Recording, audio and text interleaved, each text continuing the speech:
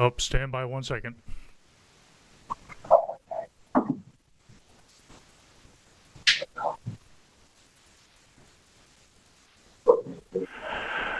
Okay, trustees, this is Matt Chapman calling in from LTV. I just want to let you know you are live, you're recording. Phone lines are not open yet. Stand by. I forgot to hit something. Hang on. Hang on. Don't do nothing.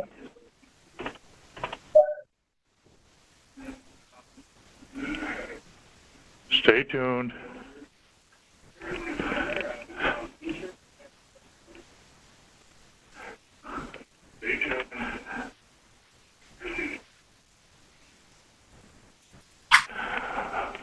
Okay, trustees, we are now live. We are recording. Phone lines are opened. Please go for it.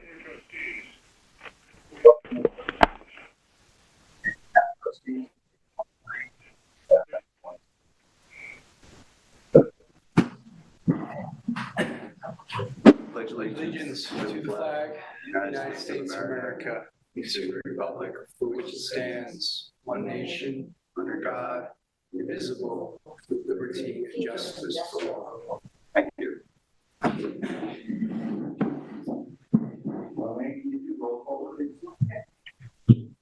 John Holden. Here.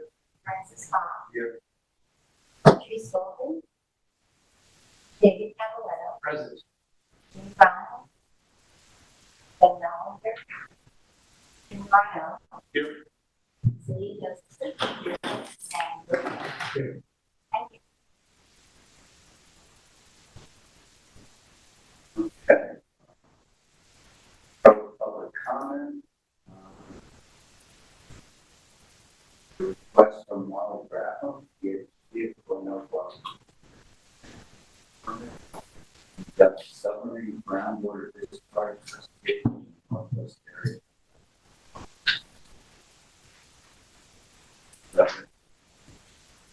Who's going to say? Can I say a word?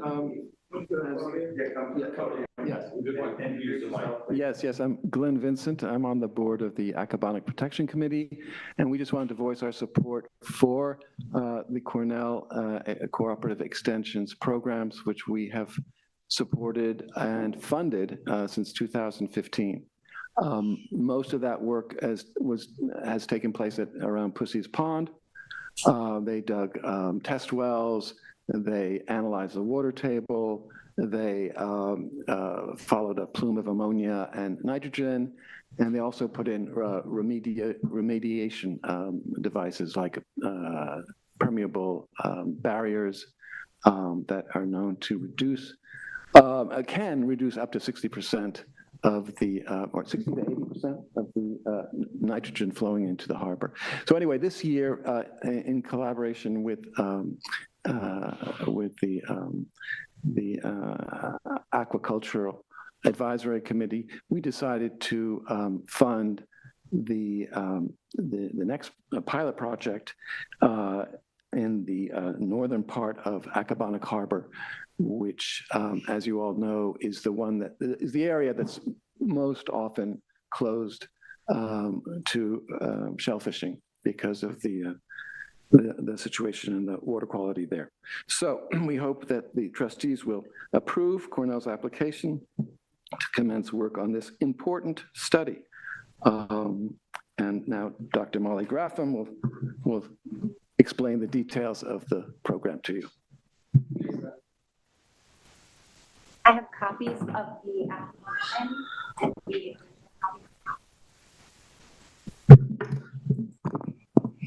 Thank you for having us today. My name is Molly Graff. I'm from Cornell Cooperative Extension.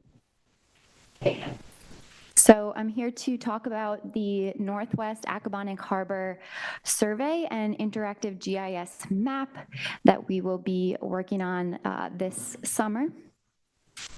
Slide. Just a bit of background information about the northwest part of Accabonac Harbor. This part of the harbor is either permanently or seasonally closed to shellfishing due to fecal coliform detection in surface water. And surface water has been known to contain these fecal coliforms from various sources, primarily warm-blooded animals, dogs, and deer and bird sources. So the DNA source tracking studies have previously shown that, but one of the research questions that we have is on the sediment. Is the sediment acting as a storage or a collection of fecal coliforms, or is the sediment allowing transport of fecal coliforms into the surface water? So we also know that in this area, that cesspools and leaching fields can be submerged in the water table. There's very high water table, and the area is not sewered, so there are cesspools and outdated septic systems. So one of our questions is, can the human-derived fecal coliforms move into the soil and into the sediment, and can it be transported through submarine groundwater discharge? There's currently just a lack of data about whether there are what the submarine groundwater discharge zones are in this area, whether there are elevated pore water nutrients, as well as whether there are the fecal coliforms present in the sediment. So that is the reasoning behind this study. Next slide. So our objectives for this study are to establish approximately 40 stations throughout the northwest part of the harbor. We're going to be primarily focusing along the western shoreline. So what you're looking at is a map of this area, and the blue lines represent modeled water table elevation, groundwater table elevation. So groundwater flows perpendicular to those lines towards the harbor.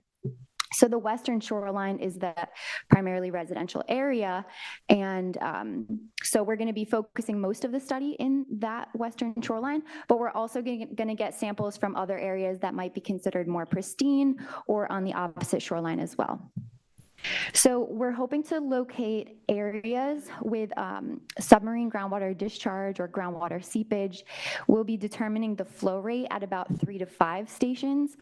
And then we plan to identify these areas with elevated pore water nitrogen or fecal coliforms.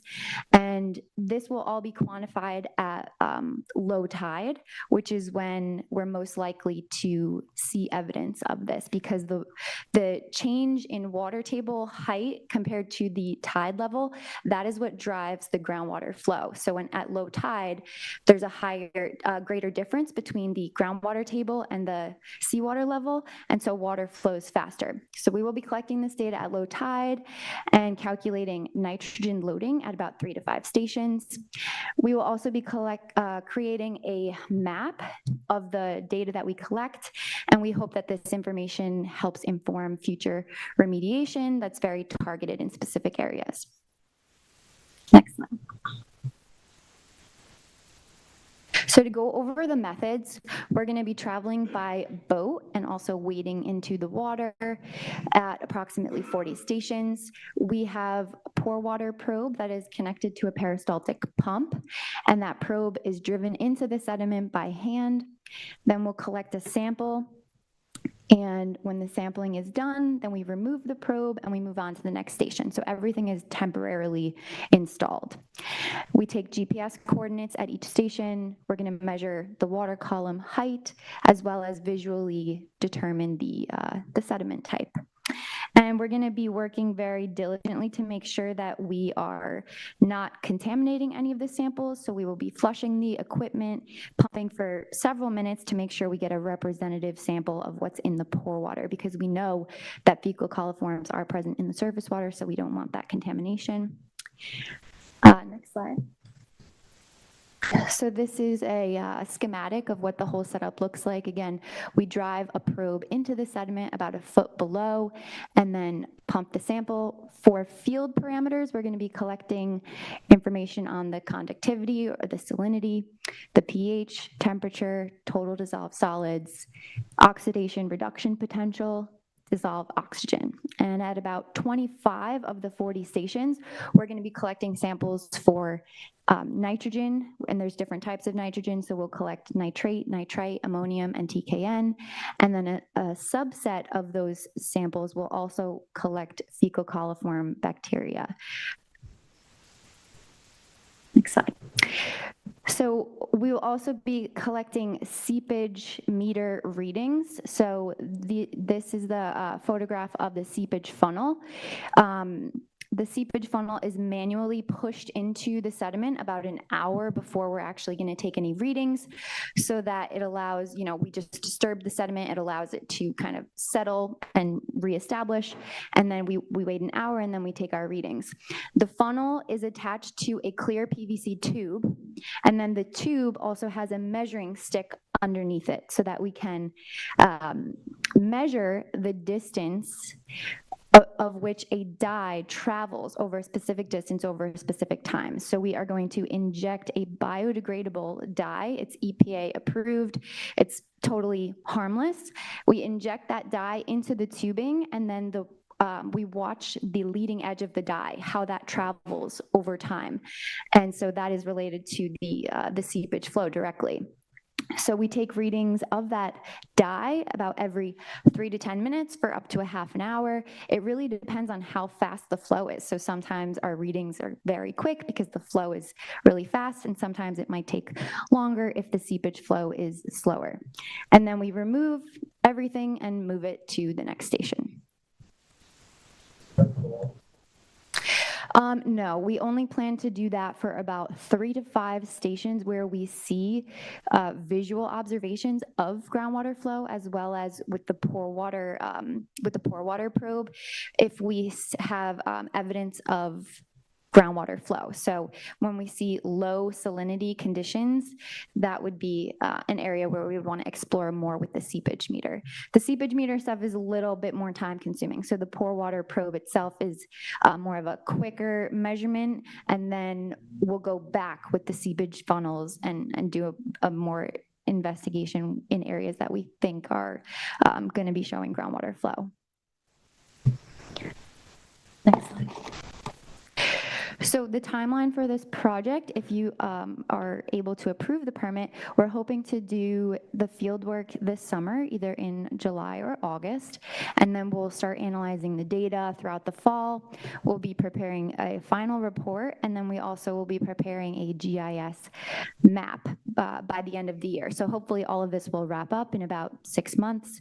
I just wanted to mention that the interactive GIS map is not only going to include information about this project, but we're also working with the Accabonac Protection Committee to collect a bunch of different information from different people, different groups, different websites, and it's all going to be available in an interactive map, so that when somebody scrolls over an icon, it will pop up with other information like follow this link to learn more about this, or see pictures here. So we want to kind of have like a culmination of everything happening in Accabonac Harbor in this GIS map, so that it's very user-friendly and something that the public can use. This has been done in other geographies, and the data weren't blinded, so people would deduce that where there was some nitrogen or some something that wasn't good, that it was coming from a particular house. And that's not necessarily easy to determine, because the effluent could travel in a horizontal fashion before you detect it. So the recommendations from people who've done this before is to sort of present the data in grids, like so that it's not exactly at anyone's house. And it's not, we're not going to, give you permission to do any of your graphics. That's yours, your decision. But I just thought I'd share that. Yeah, that's a very good point, and that's something that we've run into in other projects as well. So I'm very sensitive to that. Like, we're not trying to be accusatory of anyone specifically, because there's no way to really go from saying, oh, we collected this sample out in the sediment here, and that we can trace that back to this specific thing. So we can work with the graphics to make sure that that's a little like. And maybe put a caveat on the graph saying that it's not intended to be that specific, that, that there's some error in it. Exactly. Not error, but Yeah, it's an if you approximation. would like to provide input on that as well, we could, I can create the graphics and then run them by you as well. I would appreciate your feedback on that. And next slide. That is everything that I had to present. If you have any more questions, I'd be happy to answer them. Could you just, It's an excellent project. could you Thank just you. give a quick, what's going to be done at how many stations? I'm a little, you got about 40 stations. You're going to do fecal coliforms, nitrogen, different forms of nitrogen. There's some 3 to 5 stations, some 1 station. Yeah, so 40 stations, we will go with the pore water probe and probe in at 40 stations.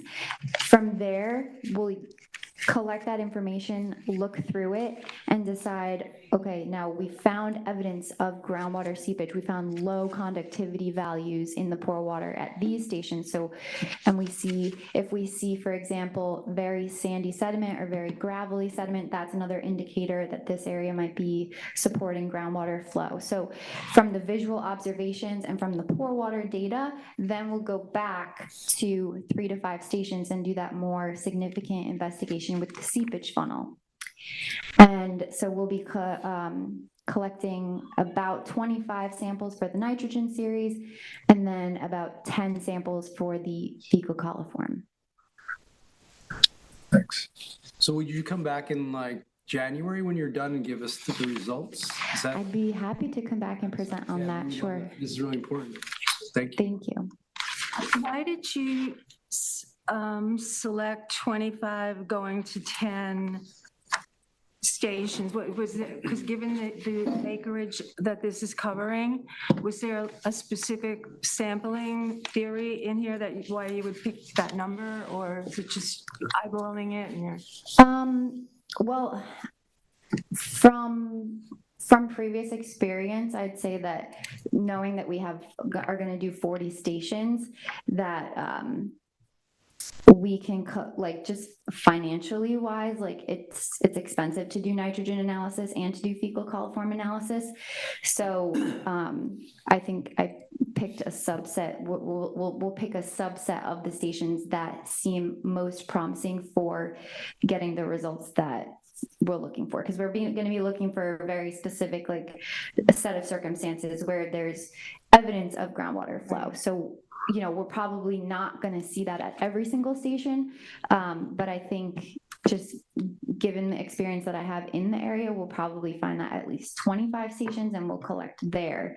And then even just a smaller subset of that will be for the fecal coliform bacteria. Because the fecal coliform bacteria, those research questions are very important. The nitrogen questions are very important as well, like where is nitrogen loading coming in?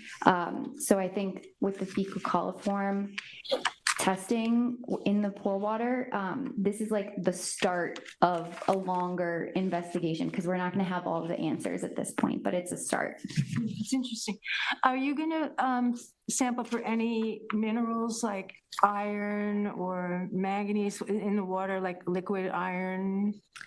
We weren't planning on doing that, but when we see evidence of iron oxides on the surface of the sediment, that actually could mean that low oxygen water, possibly from a septic source or other sources, low oxygenated water could be coming through that area, and then it carries with it iron, and when it gets to the surface, it oxidizes. So that would be like a visual indicator that this might be an area that we want to sample. We aren't planning on sampling for the iron or the manganese itself. We're just planning on sampling for the nitrogen. You might encounter it. Yes. And with the GPS readings that you're going to be taking on the boats, will they be precise enough for you to be able to go back to those specific spots? So our GPS is sub-meter accuracy. So I would say within a meter of the exact location, we'll be able to get back to that. Has there been poor water sampling done in this part of the harbor in the past? I seem to remember something that you did or, We did a surface water survey. So that was what we started with a while ago, I think back in 2021, and we had a final report that came out of that. And then this was the recommendation for the phase 2. So this is the next phase of it. did you do fecal coliforms in that surface water? We did, yes. Could you be more specific about the remediation that you would seek as a result of the findings?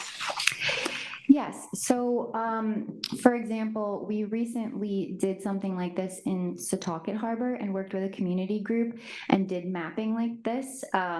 So the recommendations were general areas of this provides direct evidence for homeowners in the area to update their septic systems. So I do think that this would help when we explain this research to the public. This helps provide direct evidence that septic systems need to be replaced. So that would be one example of remediation. Permeable reactive barriers are something that we have recommended in the past for areas with high nitrogen and high groundwater flow. That would require another step of site characterization beyond this. So if we do see significant groundwater seepage and elevated nitrogen concentrations, a recommendation would be to do further site characterization inland. Do you know what the travel time of the groundwater is in those upland houses where we might see the septic leakage stemming from? How long, if they replace their septics, how long would it take for that to manifest a change? Yes, I didn't put that map in this presentation, but it's the 0 to 2 year groundwater travel time, I think, is surrounding the shoreline there. And then if you did a PRB, it would be more immediate intervention. Yes, a permeable reactive barrier provides immediate interception of contaminated groundwater before it enters the surface water, and PRBs are meant for legacy nitrogen. So like the groundwater is a large, you could call it like a large reservoir or a sink for legacy nitrogen. That's anything from septic sources, agricultural sources, residential fertilizers, anything that's been used for decades is already in the groundwater, and that is legacy nitrogen. When you look on this map, the blue lines are horizontal, the groundwater is approaching them in a horizontal fashion. So the groundwater travels perpendicular to those lines, and those are modeled water table elevation lines. So this was just prior work, but Yes. it suggests it's coming that way. Yes.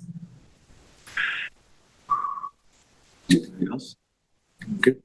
So I have a motion. I'll make a motion, we permit this research.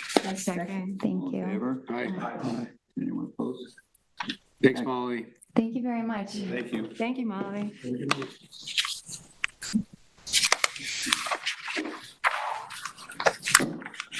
Thank you all. Good night. Thank you. Thanks, Glenn. Good night. All right, next, we have new business. A request from Kim Shore, Director of Natural Resources Department, to the trustees to hire a piping plover monitor intern. Now, we did this for several years. Last year, it wasn't requested. Right. What they're looking for is an intern who will work 40 hours for a total of, estimated total of about $13,200 for the season. I make a motion, we approve. I think it's essential that we have that monitor. Well, John actually came up with an idea of possibly getting them to help with the mosquito. Haven't heard a reply That's a good yet. idea, yeah. I think, well, hopefully they can, it's not very much time, so. That makes sense, because they'll be on the ground anyway. Yeah, and it's early in the morning, so hopefully they can start, that it's only once every 2 weeks, so.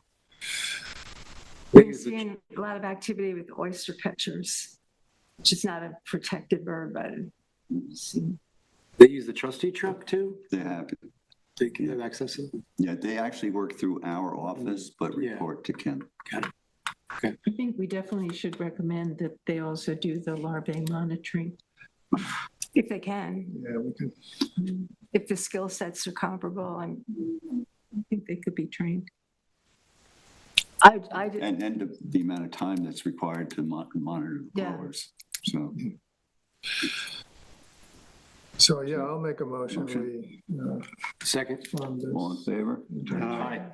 Anyone opposed? what about considering hiring someone to do the monitoring independent of this request, which is something to think about. Well, Glenn does it with me, Edwina does it. We pretty much have the area covered. Glenn's got an intern that's going to be working with APC that will likely be able to be available as well. So if we get the intern from Natural Resources, that'll be 5 of us, and that we should be able to, cover the area quicker, or we may be able to expand the area too. So How many days do you go out?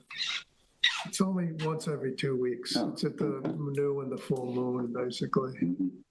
It's like Mondays you go? Most of them are Monday mornings. There's a few where the moon is in the middle of the week that it may be Tuesday. The vector control needs the data before early in the week so they can plan the treatment schedules. Yeah. Usually if there's treatment on the east end, it comes later in the week. So we can go anywhere between usually Monday to Wednesday is okay to sample. And then if they need to treat, they'll fly on, helicopter will fly Thursday or Friday. Tuesdays. Have you mentioned this to Kim, that like to share this resource? I emailed her. Yeah, I think it's a good idea if it works. All right, next we have committee reports. Aquaculture, resolution adopting the taking of soft clams and razor clams in trustee waters. So we had a request a while ago from a bayman, who was speaking on behalf of some other baymen, to have another powering season this year, like we did last year. I just saw him again earlier this week, and he reminded me of it. So if we're all sort of comfortable with this, I updated last year's resolution. So I guess I'll read it. And then it's going to be posted for 2 weeks in the paper and the clerk's office. And then there'll be a special permit period for them to apply for a special permit. And then the season can begin. So, resolution adopting the taking of soft clams and razor clams in trustee waters. Following resolution was unanimously adopted by the trustees, freeholders, commonality of the town of East Hampton. Whereas section 21310B of the town code prohibits the taking of shellfish in any manner other than by hand power. Whereas section 213-16B of the town code prohibits the taking of soft clams between May 1st and August 31st of each year. Whereas section 213-18 of the town code recognizes the trustee's authority to alter the methods, equipment, and permissible dates for the taking of shellfish in such areas as the trustees shall designate. And whereas section 213-8 of the town code authorizes the trustees to issue special permits entitling holders to take shellfish from designated areas under certain conditions, and as set forth in chapter 213-18. And whereas the Bayman Town of East Hampton have requested that the trustees authorize the taking of soft clams and razor clams by holders of commercial shellfish permits from trustee waters by the method known as churning or powering. And whereas in the past, the trustees have received similar requests and been advised that churning performed properly will result in little impact of a harmful and/or serious nature. that it's possible that sets of bivalves in the target area could be advantaged as the churning impacts may tend to reduce predator populations. And whereas the trustees have authorized the taking of soft clams by powering or churning on a number of occasions in the past, those experiences have not proven to be detrimental to the shellfish population or the environment, yet is beneficial to the economic well-being of those who rely upon town shellfish resources for their livelihoods. Whereas to limit any harmful impact on other users and to maintain a sustainable fishery, the trustees shall place a restriction on churning or powering. 1, at any time within 100 feet on either side of a road end or other vehicle access point to a harbor or a kayak rack area.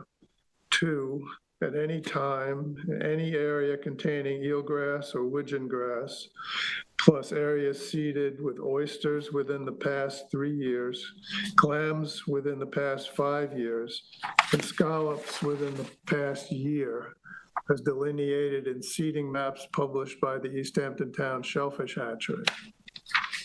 Now therefore be it resolved, 1, notwithstanding the permissible dates and methods for the taking of soft clams set forth in section 213.10B and 213.16B of the Town Code, the trustees hereby designate and approve the following special season and designated areas for the harvest of soft clams or razor clams by the method known as churning or powering between sunrise and sunset on all Mondays, Tuesdays, Wednesdays, Thursdays, and Fridays during the period commencing June 29th, 2026 and ending December 31st, 2026, inclusive in all trustee waters certified for shellfishing, except within 100 feet of a road end or other vehicle access trail or kayak rack area, and at any time in any area containing eelgrass or widgeon grass and oyster gardening location, in any area seeded by the East Hampton Town Shellfish Hatchery with oysters within the past 3 years, hard clams within the past 5 years, with bay scallops within the past year, as delineated on seeding maps published by the Town Shellfish Hatchery. 2, only persons who possess a valid, applicable Town of East Hampton commercial shellfish license shall be eligible to participate in the special season described in paragraph 1. Special season shall be subject to such conditions, rules, and regulations as the trustees shall impose thereon. 3, by the authorization of and under the conditions set forth in Chapter 213-8, special permits, the trustees will issue special permits to otherwise eligible persons to participate in the special season described herein. Pursuant to section 213-8B, application for a special permit may be made between June 15th, 2026 and June 26th, 2026. Applicants may either request a digital application from the trustee office or apply in person at the trustee office, 267 Bluff Road, Amagansett, New York, 11930, between 9:30 a.m. and 1 p.m., Monday through Friday. Applicants must produce their valid Town of East Hampton commercial shellfish license and a New York State driver's license or other New York State identification, and pursuant to section 213-8B, number 2, applicants must, at the time of application, execute a sworn statement under penalty of perjury that the applicant has not been convicted of a violation of this chapter or a former chapter 125 within 1 year prior to the application, therefore.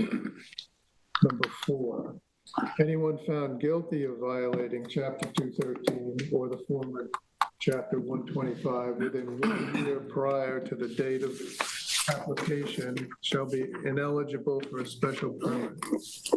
Further, the trustees will strongly recommend to the court that it revoke the special permit For any special permit holder subsequently convicted of a violation of Section 213 or the former Chapter 125. Number 5, the special season shall authorize the taking of soft clams or razor clams by the technique known as churning or powering with a propeller, and only on Mondays, Tuesdays, Wednesdays, Thursdays, and Fridays, during daylight hours only during time frames and in areas specified in paragraph 1. No other out-of-season method of taking is authorized. Number 6, no permit holder shall take more than 2 bushels of soft clams or razor clams per day from any or all of the areas described in paragraph 1. All clams so taken shall be placed in either wire or plastic bushel baskets. No person shall possess any quantity of soft clams and/or razor clams that do not fit flush within said baskets.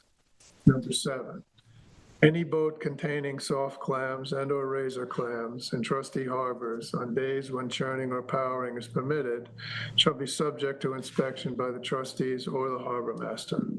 Number 8, a record be kept by each special permit holder of the quantity of soft clams and/or razor clams harvested by location and date. This record, which shall be confidential and for the purpose of trustee understanding of the state of the resource only, shall be supplied to the trustee office at the end of the permit period, either by hand or by electronic copy, no later than December 31st, 2026. All other provision, number 9, all other provisions of Chapter 213 shellfish shall remain in effect within the areas designated in this resolution. And it further resolved, this resolution shall take effect upon the filing of the same with the East Hampton Town Clerk and posting as set forth in Section 213-18 of the Town Code, and shall expire at sunset on December 31st, 2026, by the order of trustees of freeholders and commonality of East Hampton. Francis J. Bach, trustee clerk. The end. I Wow, move that we thanks. adopt it. Second. Good reading. I just have one question, number 8. Have we collected these records I don't think in we the got past? I haven't found anything. Yeah, we've gotten communication that they really didn't find anything last year. Or the year before, so why are we continuing? Because things can set at any time. The people I talk to think they may have seen areas that might have set the soft clams. I mean, there's only, I think, how many did we have last year? 5? 3 last year. 3? There's a few Between 3 new and guys 5 that each are year, yeah. doing their business to try to.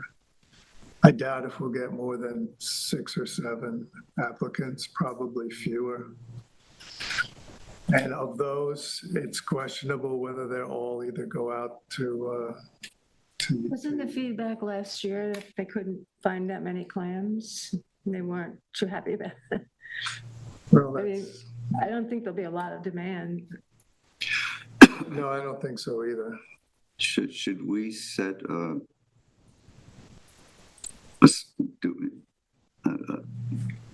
limit on how many times we're going to do this with no results?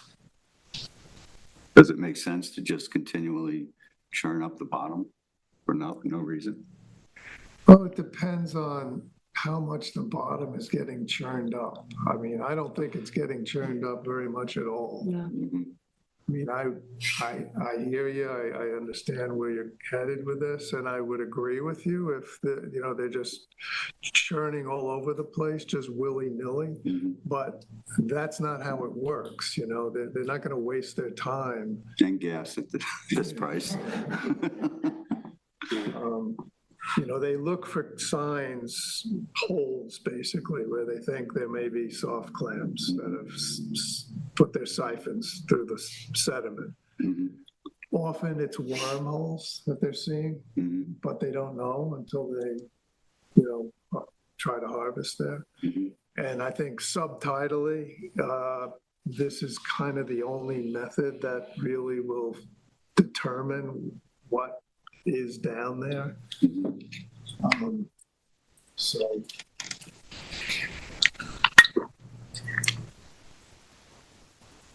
Anyone want to make a motion? I make a motion. You know, second. You can make it, but it's okay. You can, go ahead. You seconding? Yeah, I'll second. All in favor? Aye. Anyone opposed? Okay. Thanks, John. so this will be posted to the paper next Thursday and the following Thursday. Go to the clerk's office to be posted on the board. Then the Monday after the second Thursday that's in the paper will be, they'll be eligible to come in and apply for the permits. Okay, next we have beaches. There's a request made by InterScience Research Associates Incorporated on behalf of 69, 75, and 79 West End Road. Tax map number 301-15-5-11.1, 10, and 12.2 respectively, to renew trustee permit BEA -2-25 for revetment construction. Francis, may I just jump in here? I'm so sorry. So there was a last minute request made by InterScience, and Jim was supposed to be speaking with him, but Jim is not here at the moment. I'm assuming he potentially thought the meeting was at 6:30. So I don't know if you all want to wait to hear what the conversation may have been, or if you'd like to proceed as the application was presented. It's 6:11, I think we could wait. Just wanted to make sure y'all knew about that. You guys all right with waiting? Just skip over. Now, my understanding is that Jim is the contractor on this, and he really won't be playing a part in the presentation, I thought. How long have they been But doing he it? said Ben was going to do it. No, that was for 64 West End Road. Oh, okay, I'm This is sorry. 69, 75, and so that's the revetment, reconstruction. Okay, But he was having a conversation with Scott O'Brien towards the end of the day, and I'm not familiar Okay. with what that resulted in, but I know what the request was, but Jim had some concerns about it, so. all right. Bill? No, I was just wondering, this has been permitted before, right? It's a renewal, Yeah, so it's, so, okay. It looks like there's they- no immediate need to do it, but All right, it's Chris. is No, we Jim don't. is going to be here in 2 weeks. Yes. Yeah, my guess he's going to come in right behind Chris. Good evening, everybody. Hey, Chris. Apologies, I had the regular time. Yeah. Okay, blue-green algae update. John, is that you? You put that out there. Been a couple of readings since the last meeting. It's kind of spiked up pretty badly in Wainscott Pond.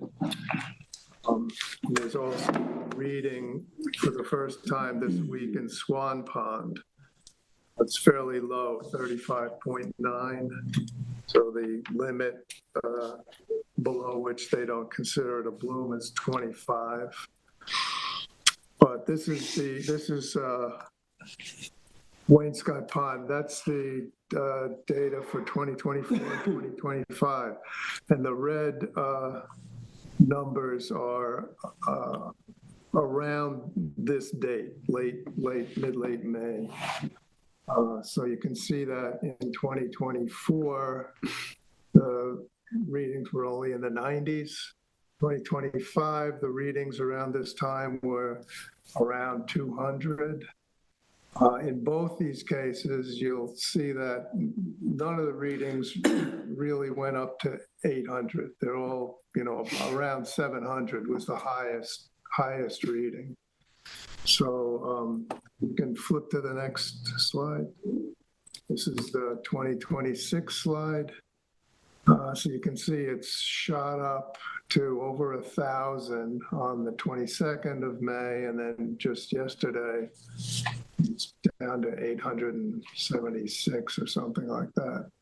So it's already exceeded the maximum of all 2024 and 2025 in blue-green algae cells, micrograms per liter. So that's where we are. Do you have some sense of why that might be happening? There's two other water bodies that are experiencing this, right? One in Southampton and one further up island. Yeah, I think so. I wonder if the magnitude is the same. I don't know what the history of those ponds have been. Probably one of them is Lake Agawam. Right. What thing. The one that's further up island to the west, that's a pond, that's like a lake. Is It's, that Lake Ronkonkoma? no, it's even further west than that. No. But I've also, I mean, some of us have been on this list from the Suffolk County Health Department. For some reason, I've never seen this before, but they're posting these readings. They even posted Swan Pond reading, which is very low. I mean, it exceeds the base level, but it's fairly low. So I'm not sure if this is something new or I just was never on the list before. I'm always on the list. I've never seen Swan Pond before. Swan Pond, I think 2 years ago, it had high readings, and then it got nothing last year, but Pond Lane Pond got some readings last year. So they've been switching back and forth. So, anyway, that's where we are. Okay. CPF Water Quality Liaison update. I believe that's you also, John. Grant recommendations, round one for 2026. So every year there's a call for applications for commercial entities to put in for grant funds from the CPF Water Quality Fund, portion of the fund. And the committee reviews all the applications and then makes recommendations to the town board for ones that they feel warrant funding. So these are the projects that the committee recommended this round. So the first one is a septic upgrade for a two-family house at 151 Main Street in East Hampton. Total cost of the project is $78,506. Recommended award is $35,216. Some of these awards are, they're constrained by elements in the law, which I don't have But in this case, they're enough to. probably also applying for other grants, right? In some cases, probably are. In some cases, they're, just looking to offset the total cost. Mhm. Second was Napeag Camping Club. That's the trailer park down on Crasson Boulevard off Napeag Harbor. That's for a septic upgrade for 39 manufactured homes. It's a total cost of $981,187. And the award for that is $469,430. That's a very important upgrade because those homes are clustered. They're very close to the harbor. They're very low, close to the water table. Is that for like a lot of individual units, or they have a Yeah, sewage they're treatment basically, thing? they started out as cabins and trailers, and now they're fairly sophisticated manufactured homes. So they're each getting their own. They're each going to unit. hook up to, no, it's a centralized system. So it's like a sewage It's like treatment a system. sewage Yeah, treatment okay. system, but it's one system for all 39.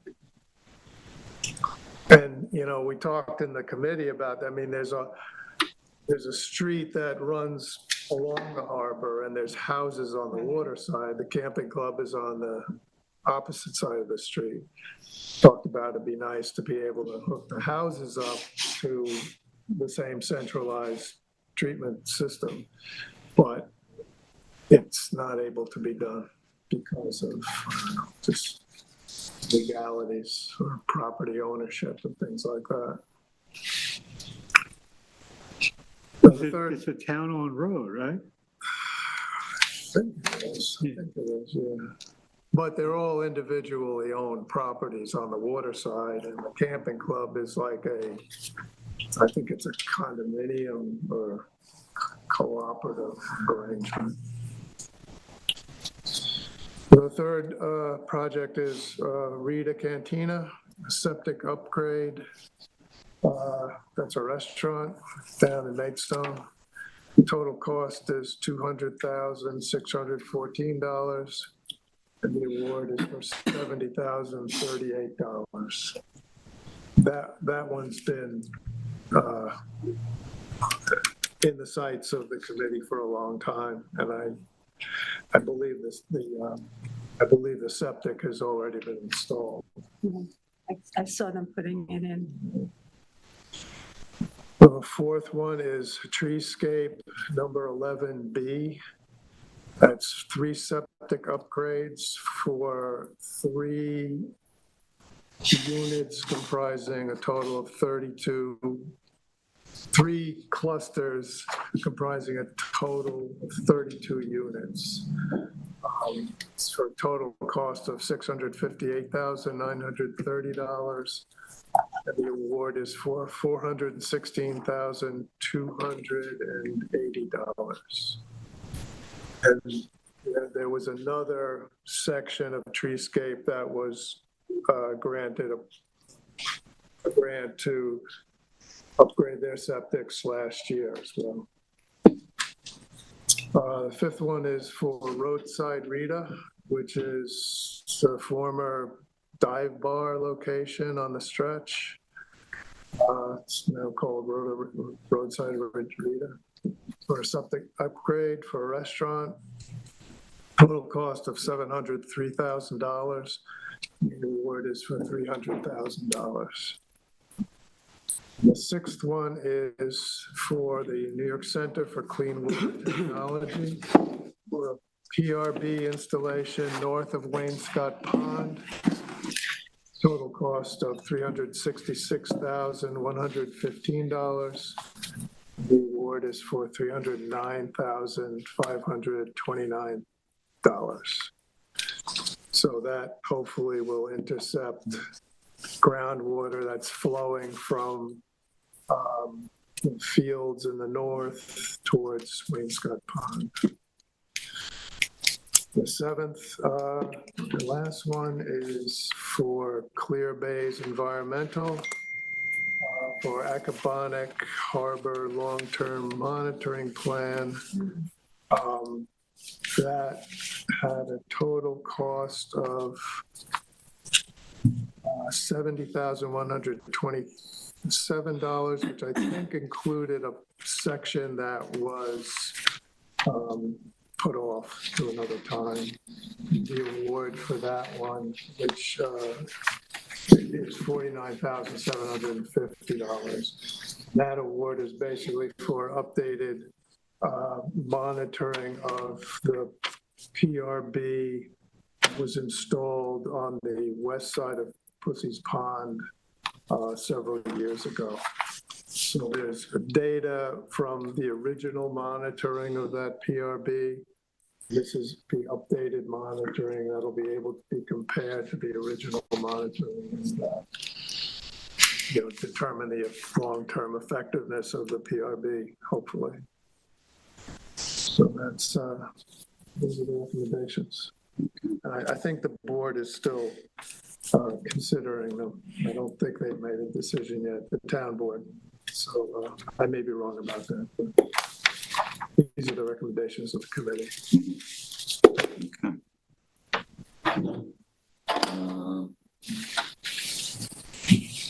So the next one is Georgica Pond, 64 West End Road. So we're gonna have to hold off on this one also, correct?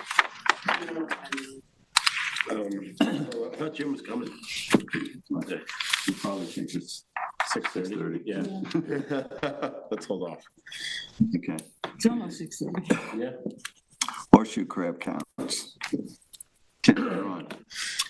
We went out May 14th, 2 days before the new moon, and had counted 59 total. We tagged 28 and had 6 recaptures. And then on the 16th, the new moon, we had 324 total. We put on the balance of our tags. We have 50 tags, so we put out 22 tags that night, and had 8 recaptures. And then the 2 days after the new moon, which was May 18th, actually it was the 19th, so it's like at 1 in the morning, 180 total. So been busy. We had a little bit of a concern. There's a plover nest in our transect, and I've been in contact with the DEC about this, because last year when there was a plover nest, they restricted our permit to monitor during that time. But unfortunately, over the weekend, the plover nest failed.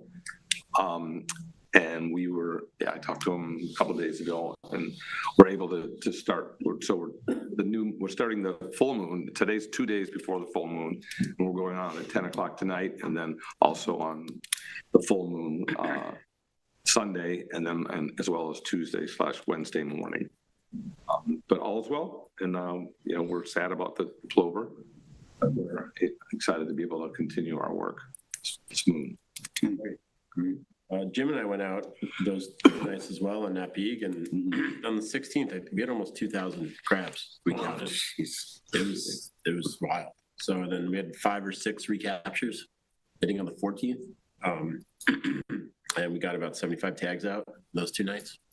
So it was active. Very active, Yeah. So was it just you here? Yeah. Doesn't help.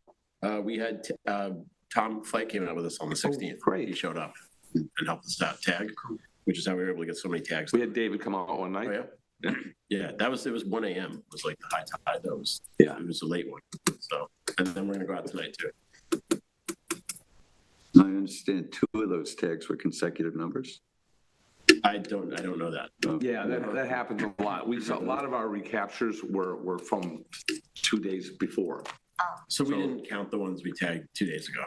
We only did ones from the years past. Yeah, Jim told me that 2 of the numbers were consecutive from like 2 or 3 years ago. Oh, wow. Consecutive from that long ago. Yeah. Wow. Yeah. That's cool. And they were kind of in the same spots he thinks we tagged them in too, which is Yeah, we haven't gotten our data back from where our captures were.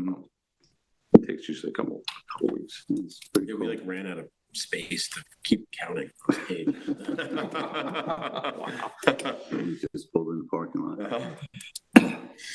The year on the tags, or is there a color? It's just a number. It's a 6-digit number. So we were putting out 573 ... So 573, and we found one from 473. So it was 100,000 tags prior. So we don't know exactly. We're excited. It was old. You had to smudge it off and get the, really. A new tag is like white and clear and shiny, and you could tell. An old one is like crusty and green. It's got a bunch of algae on it. You got to like scrape. It's like playing a scratch off to get to the number. So all's well. Largest What time's time? that time tonight? 10 o'clock. You want to come out with us? Maybe. I'll pick you up. Yeah. I might join you tonight. All right. It's not that late, so then it's not cold either. So You can wait till Tuesday and go out. Yeah. it's hardcore. You do, Tuesday at 1:30 a.m. with us. That's too nice for me. Yeah. God bless you guys. If you're up for it, yeah, right? It's actually nice, the middle of the night. Yeah, but then you have the next day. It is like taking a red eye. It kind of ruins your next day. There's always some weird activity going on down there that you don't really, you run into. It's kind of fun. So you never know what you're getting yourself into down there. I'll wait for him to come in and get settled Yeah, before we yeah. move on to the next.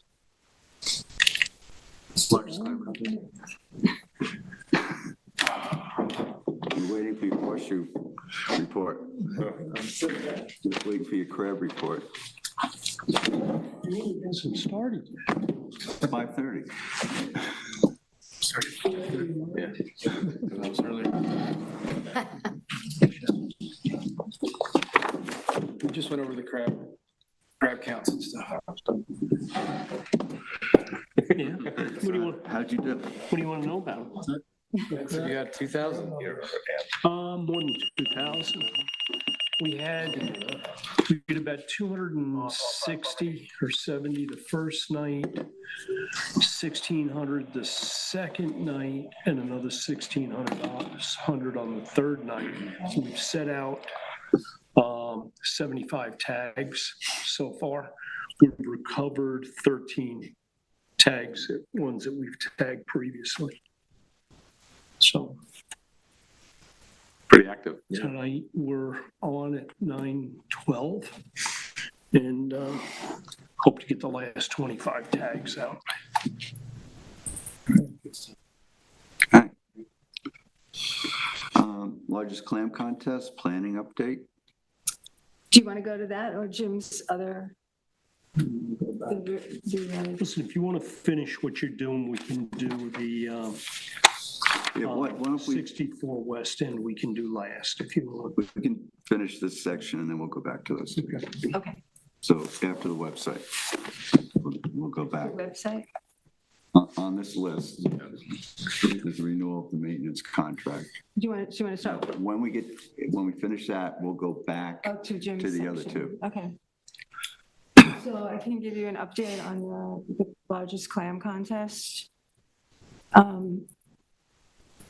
Arlene shared with me all of her notes and David shared with me his notes. We know that pretty soon we have to file for the permit and secure the talent because they will be booked if we don't. So our date is October 4th. I think we're all solid with that. Lynn Blue Band is probably available on October 4th. She has to check. Okay. But what I would like to do is send an email to every trustee and get some feedback from you about last year's event, what you would like to, what you can do this year, like what your availability is, what your interests are, and figure out what the scope of this project can be, given, how much resource we have to work on this. We know we want to, I'm pretty sure we want to do a raffle. As Celia mentioned a few meetings ago, a couple of months ago, like a raffle is generally an easy way to get people to give money. And another enhancement would be something to think about is using Evite instead of selling all the tickets at the gate, having people sign up and buy a ticket on Evite before the event. So we would have a list of the people who already signed up. They would have a record of their transaction and they could just walk through the gate. So I'm hoping that would offset like 50%. I'm just guessing, with 50% of the line that we had. Now, the tickets, we're selling tickets to this event. How much are we selling them for? That's to be determined, I think. Well, I think it's a fairly simple, I have an issue with this being a free event. And the issue I have is we are taking taxpayer money to put on a free event for a segment of the community. And I don't think it's right, okay? You know, the largest clam competition when I first got on the board was done, all of the prizes were essentially done by donations. The trustees bought some baskets, some clam rakes, and some stuff like that. But I want to say the expenses were a few $100s. What did we spend last year on this thing? 10,000 plus. I know we went over the budget that was allocated Yeah, we for it. Yeah. Okay, we're spending $10,000 putting on this event. And not for nothing, to me, it isn't, it really isn't right, you know, I think what Patrice is trying to do here is, you know, I don't disagree with you here, Jim. It got away from us a little bit last year. It was a little too much for us to handle. And I think we need to each think about what commitment we have to this thing and how much effort we're willing to put into it. And it's considerable effort. And it's fallen on a few people, and it's fallen largely on the office.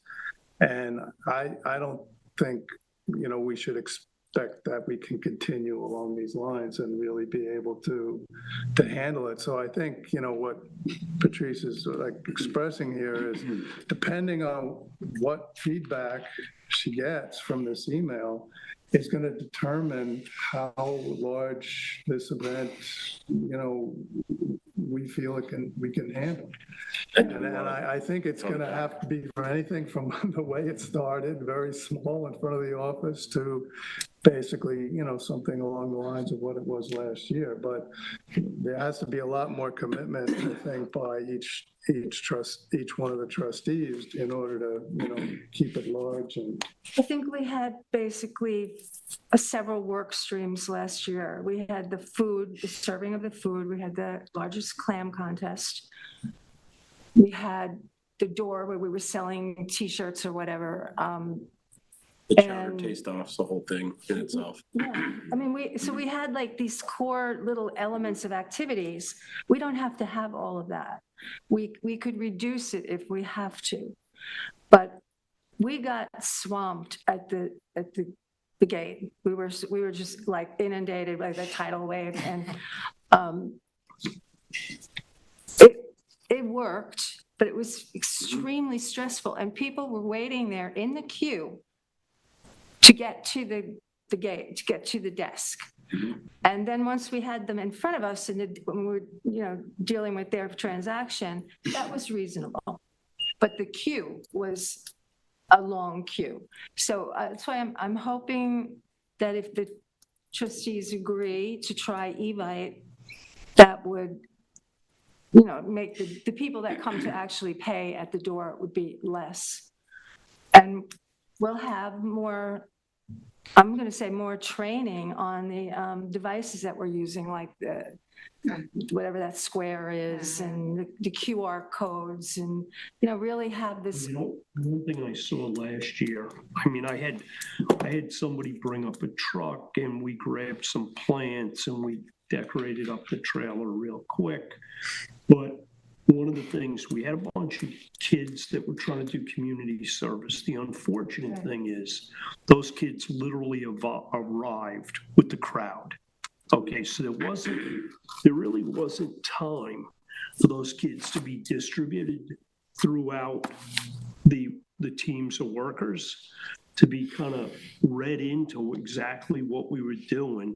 And largely, it was a resource that kind of fell flat because there wasn't the opportunity to give good direction. Tim's people were busy doing the food. We were busy doing the clam chowder. You know, when you do stuff like this and you use youth, it has to be, one, you can't ask any individual to take on more than 3 or 4 kids. Okay, the span of control's gone at that point. But it's very, very important to have that lead up time, have people organized, ready to go. Because you're right, it just literally started. There was, other than you guys getting ready down there prepping, which was unfortunately because if you had the young people down there early, well, they could have been felt out as to what their skill sets, what their interest was, what our needs were. Yeah. Because we were doing that on the fly. Yeah, I think if we have a list of all of our resource types, including ourselves and the people you just described, and any vendors, any people we might have to hire for whatever reason, I don't know. But we will at least have a list of our resources. We'll have a list of the priorities that we have for the event. And we might not be able to do the entire big How scope. many people do you think we had there last year? 500?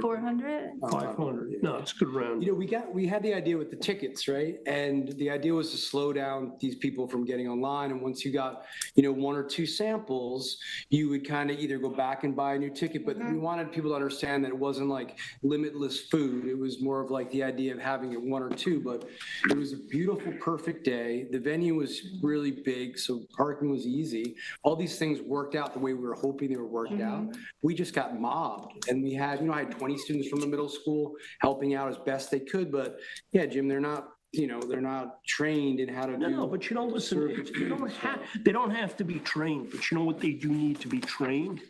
And having the kid walk up at 20 minutes after the event has started and to put that burden on whoever's doing the work was really just too much. By the way, we're all volunteers, so if we spent, I had them getting there at 11. We started at noon.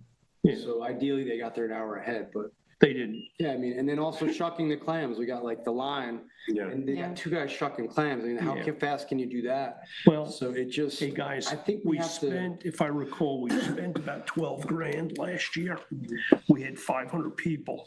That's a cost per head of $24 a head. Right. Many people wanted to pay when they were told that it was free. They wanted to pay. That's what our cost. That's what I think we should charge. Cost is. Well, the other thought that's been thrown out is maybe we should have vendors that charge themselves, and we step back from. I think that is absolutely a good step, and perhaps you could take this event, and given the fact that we are always trying to raise money for the trustee scholarship and to raise our principal amount, we could do a donation thing. No, we could do a raffle where you give away 25 grand. Okay, you give some Like $500 prizes. No, you give some $500 prizes, you give some whatever, with the goal of collecting, printing out, I don't know how many tickets at $25, $50, or $100 a ticket. You sell them.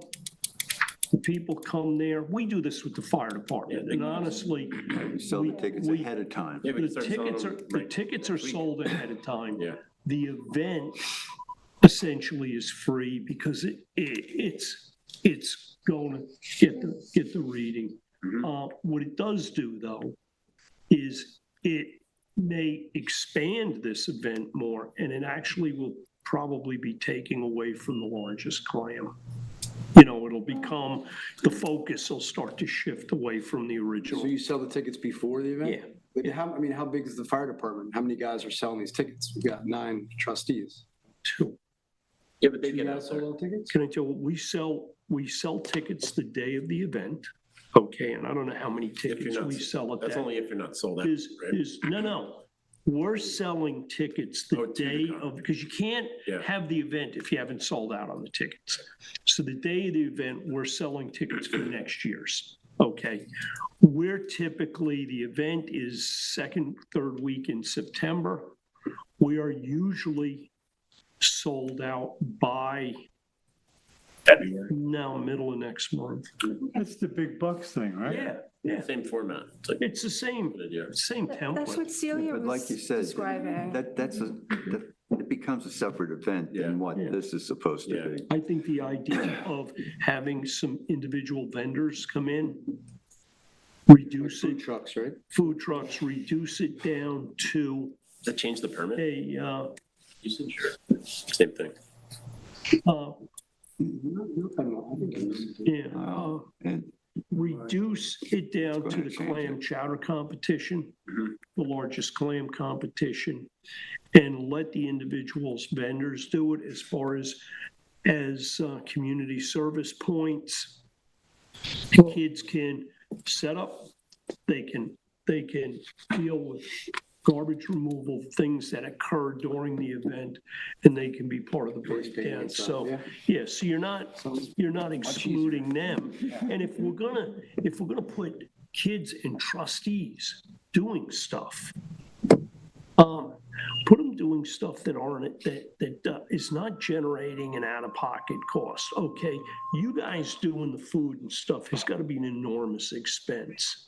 I know we were buying clam chowder and stuff, another big expense. Are we paying for a band? Yeah. That's a cost, We need a flatbed truck too. Yeah. Well, you get the flatbed truck loaned to you, and Well, I mean, I don't mind doing that stuff, but that costs me $200, $300 but it to doesn't pay a guy to deliver that. it doesn't have to be that intense. I mean, the year before, you had a couple of guys up there on the stage, and that was, I like that better. I didn't like it. I liked Lynn Blue a lot. And I thought it was more lively. It's very lively, but like everything fun in life, from drugs to women, it costs money. So here's my view. This used to be a quaint little celebration of the clam. It has grown into a gigantic free party. Yeah, and it's a nice time, but it's an expensive My nice time. objection to that is that nobody's really benefiting from it except the people who come to have free food. They're not learning anything. Half of them don't even go look at the largest clam. If we were having this big party and the scholarship fund can benefit somehow, I'd be more inclined to Doesn't it a little bit, or the coffee mugs and t-shirts go towards that, or no?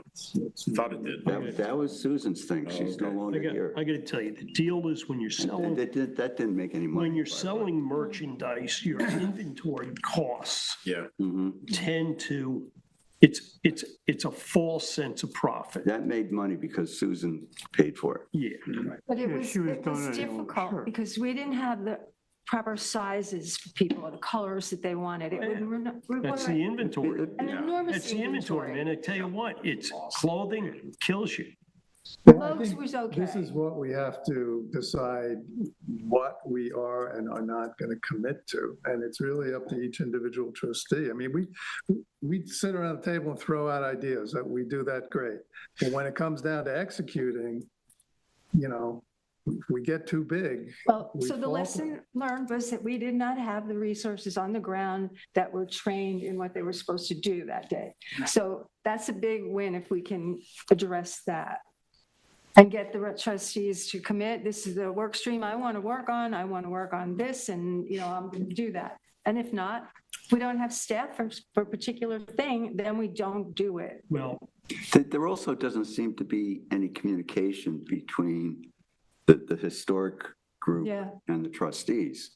And who's doing what? Is there any overlap? Is this two separate events? Last year, I'm the liaison, I'm a trustee at that museum. So I was coordinating with all those trustees. They were manning the museum. What was missing? No, David, you were you put this event together, okay? It's a trustee event originally, and you're wearing the historic group's shirt.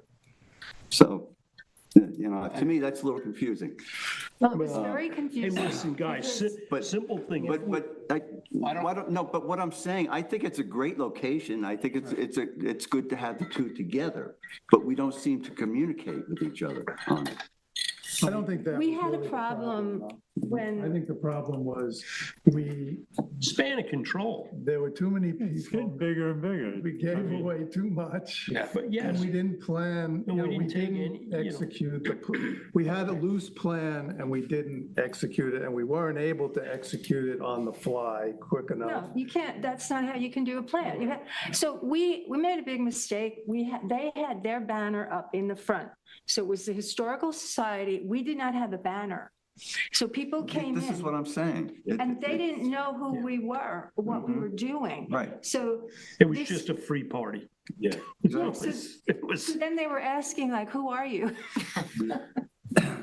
But this year, if we got a banner that said the East Hampton Town Trustees, or a tent with the logo on it, and put that in the front, we would address that problem. Okay, how about considering this? Recognizing that some of the sales, other than, I want to say, the merchandise, the trustee merchandise, the foods, that kind of stuff, is probably beyond what really makes sense. Because one, it takes up an enormous amount of capital to put it on. You've got the food, you've got the gas, you've got all of the things that go on with that. Let's take a step back. Let's let some vendors come in. And one, they're manning that themselves. And what you probably can do is have several vendors coming in. So the service overall should be better. And there's the opportunity to charge those vendors for the spot. Okay, I don't know what that amount of money is, $250 or something for a spot. Can we do that? Why not? We can do it, but it's going to have to be included in the permit. Right. And which means that these vendors are going to have to be found very soon. Yeah. And it's going to be another whole set of organizing skills that we haven't. And they're gonna get caught. We don't have experience I'm with yet. looking at the permit and I'm reluctant to put that in the permit. Because, you know, their insurance and our insurance and. Yeah, well, I mean, Could we bring trucks on the grounds, David? as long as they've got a food handler's license. Well, no, just and they've physically, got- I think and they've getting it. got- And they've got insurance. I don't think you have any issues. Well, I think the ice cream truck, we could charge And him. I think Tim really enjoys cooking. No, Tim, I'm sure enjoys cooking. Moving. It's, you know, if you've taken this event and you've actually you've actually, because other than eating, there was no other programs going on there. You go, you get your free friggin' shucked clam, you get your free clam chowder, you get your free chicken, your free burger, whatever you're getting. There's everybody breathing down my neck, looking at the clams. Okay. I'll tell you that. But here's the thing, you know, a number of years ago, Susan and I got into doing stuff for the kids. Now, I know we do like face painting, but we did duck race, we did mining for gold and gems and all of that stuff. And what it did do is it kept It's fun. all of those kids and some of their parents busy doing stuff. And it loosened up, I want to say, the line that develops, because you go there, there's nothing to do other than watch somebody weigh a clam and eat. So before and after weighing the clam, you're going to eat. This way, somebody's got to chase the kids around. That's the kids are out of the line. One of the parents is out of the line. You've dissipated it a little bit, and you're not having the expense. I mean, spending 12 grand a year on Maybe we this. should have a bit of a more of an educational component that happens to be fun, We have Barley sets up new stuff, you know. education, right? Mhm. Something. I mean, we did this, We could do, what I'm hearing is we're talking more and more and more. And that's the problem. We're doing more, the but problem. we're doing more, John, but we're doing less. spending less, but We're spending less. There's less. There should be a learning The component first to it. clam con, the very first one was at the Shellfish Hatchery. And there were, all these things were there, the Nature Conservancy was there and all these, nonprofits were there, hawking their, whatever they do. That could be done. That's, I don't think that, I don't like that idea because the not-for-profits have we're not a not-for-profit. We are not a 501c3, and then we're hosting them. It was a different thing. It was at the hatchery. The hatchery was new. Yeah, I mean, I don't see that. Nonprofit. It was all mixed up. Part of it is we're supposed to be promoting the trustees as a contributor to the locality. So I think there could be a way that, without overkill, where we do fun stuff for the kids that also has an educational component. That's all. Someone would have to come up with a draft of what that looks like. Right. Well, we could discuss it as a group and come up with ideas. But if we keep it in the venue where it is now, it's going to be, we can't tone it down. It's going to just be a bit, everyone's going to. There's things you can do. I used to put on Camp Breeze with the Boy Scouts.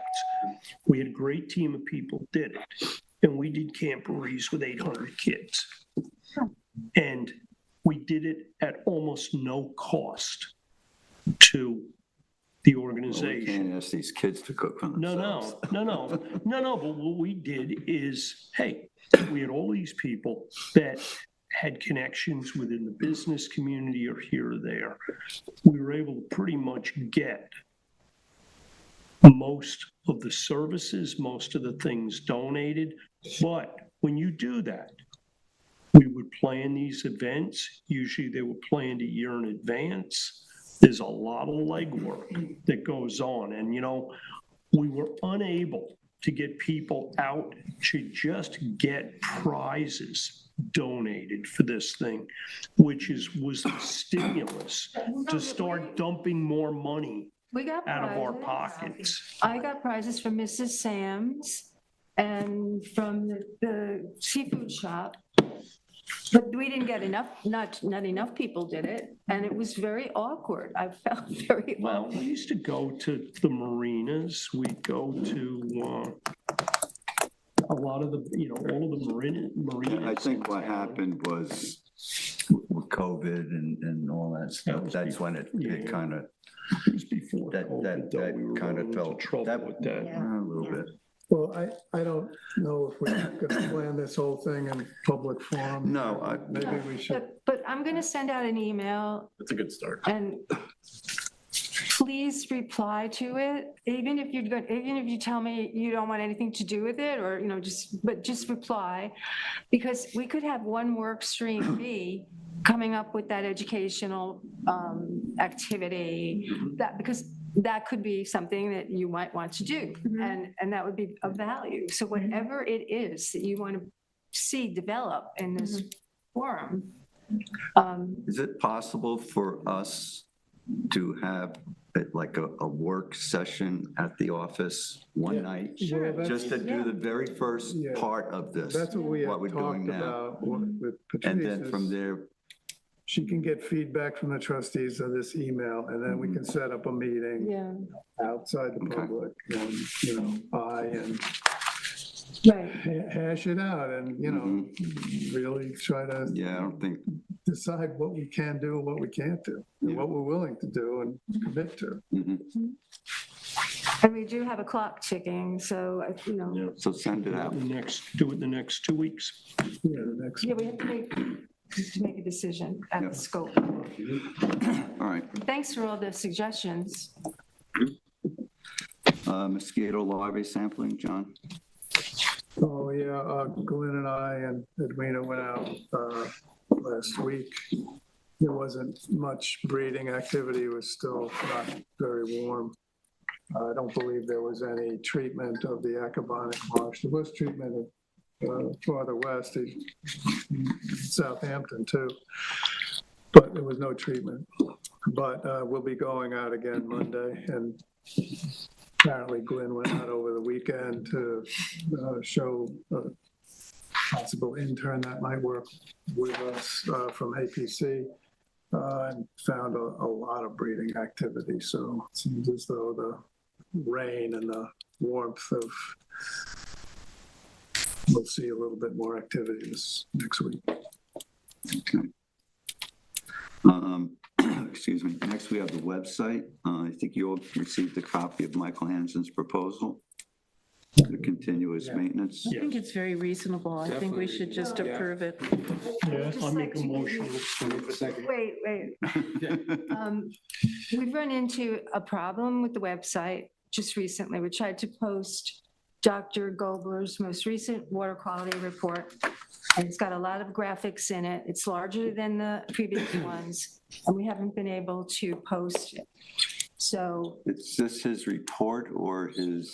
It's his presentation, The presentation which I think he did in is his Southampton. report. File's too big? no, it's the report, the water quality report that he did for us. We Okay. can't, it's large. Did you talk to Michael? Pardon? Did you talk to Michael? Did you ask Michael for help? Well, here you go. So I know we sent out an email to him yesterday, but we sent it to his, a different address, so we haven't given him enough time to reply to it. But where I'm going with this is, in his deliverables, in the contract, he talks about looking at the size of the website and the size requirements. And I would like to get some feedback from him about the website design, and if it is sufficient for the way we're using it, and if not, what do we have to do to improve it?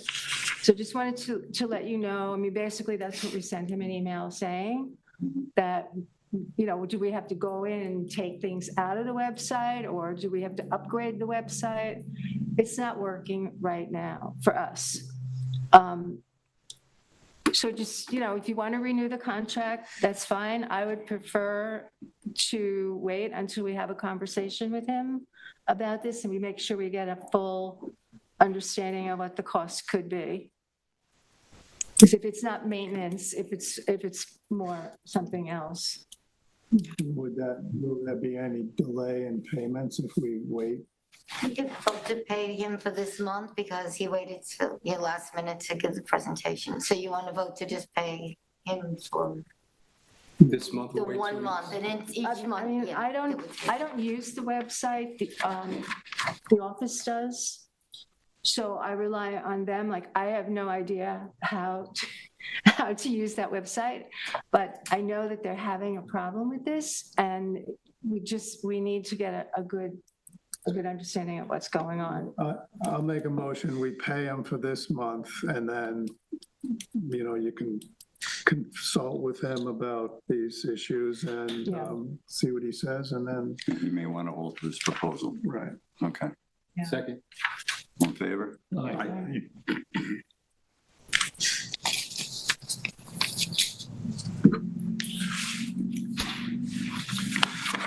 All right, we're going back to Jim.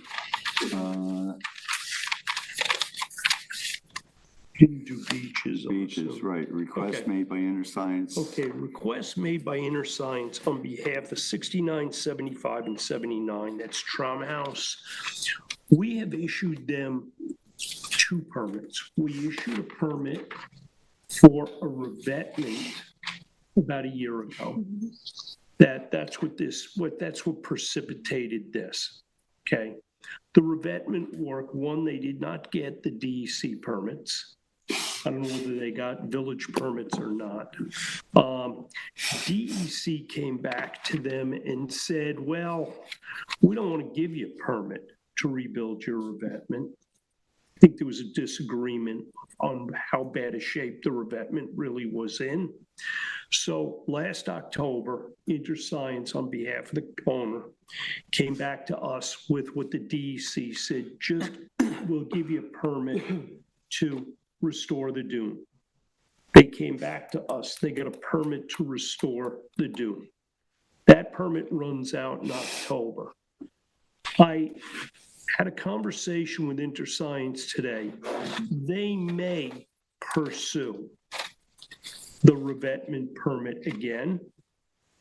They were asking for a 2-year renewal. It wasn't so much they were asking, I think, Allison, you kind of almost suggested it.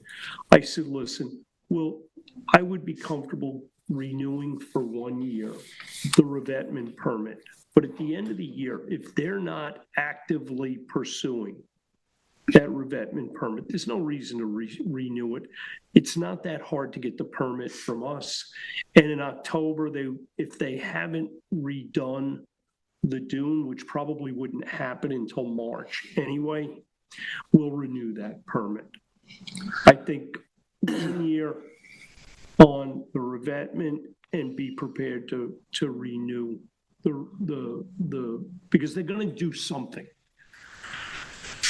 by October, but they're not going to be able to do it in October. It's going to be one of those things. It's going to be done next March. So what are we renewing? Well, you're renewing, they're asking to renew that revetment permit with the anticipation that they're going to get the client to fund reviving that application with DEC. But that's up in October?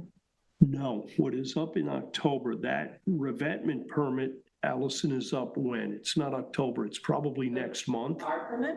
Yeah. It's next month. Yeah, okay, the revetment permit's up next month. That second permit that they came back to us, which is, I'm going to call it a contingency permit, which is doing the restoration of the dune.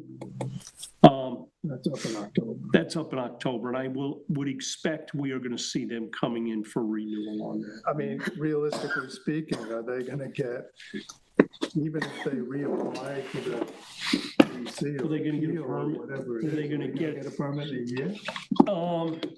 Possibly, yeah. Yeah. Because it was active. What permit does But it permit you to this do really anything comes unless you down have to everybody more of else's the case permit? of the So, homeowner yeah. making the commitment at this point. I believe, if I understand this right, there was sort of a at-home issue after they got all done with this project.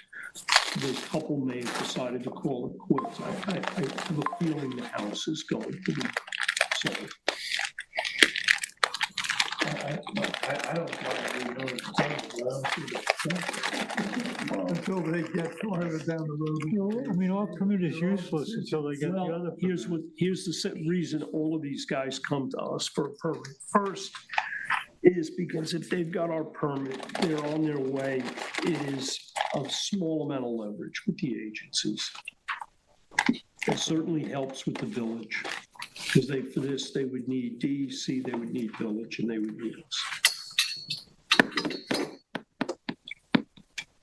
I mean, do we have any objection to the project itself? That's really what we're talking We've about. renewed, we've issued permits for the reconstruction of existing revetments many, many times.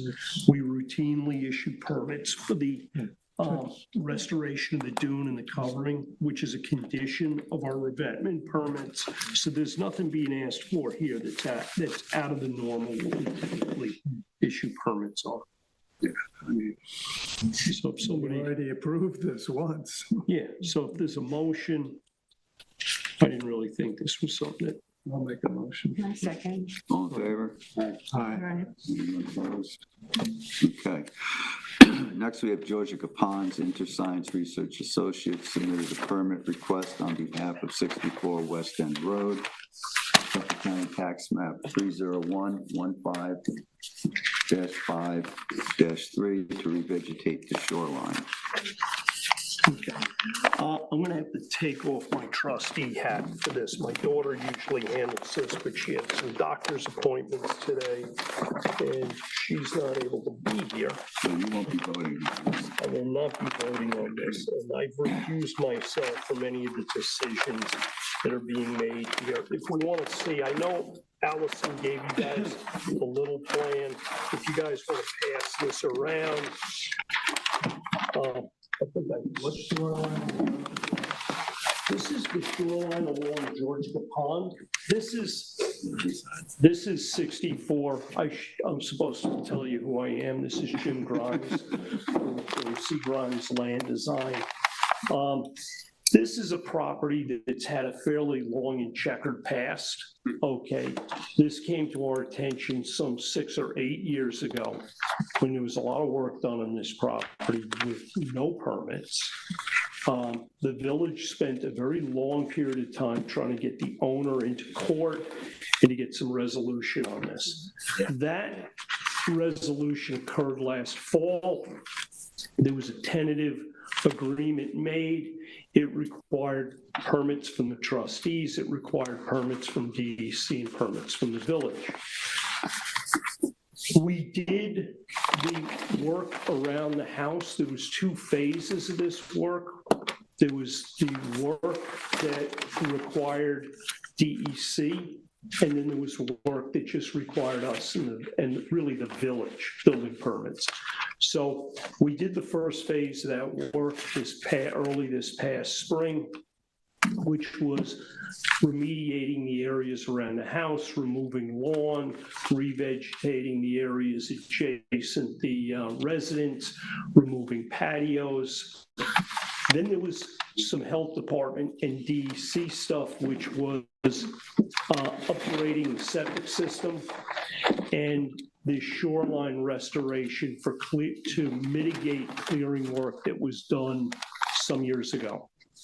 It took longer to get the DEC permits, which is the reason the 2 permits were separated. We did get the permits. The septic system work is done. This is really the last phase. The village approved this plan back in November, December, and we're coming before this board to get the approval to do this restoration work along the shoreline. To kind of back up a little bit, this was a case where the owner unilaterally came in and cleared Phragmites along with other materials along the shoreline with no permits. And this is to, do the remediation for that work. So where was the Phragmites on the map, on the plan? Well, the Phragmites is gone. Yeah. Okay. But where was it? it? Was On in there. some areas in here. And really what DEC and the agencies did is there was a payback side of this. You've got to make it better than when you started mucking with it. That's basically what you're looking at there.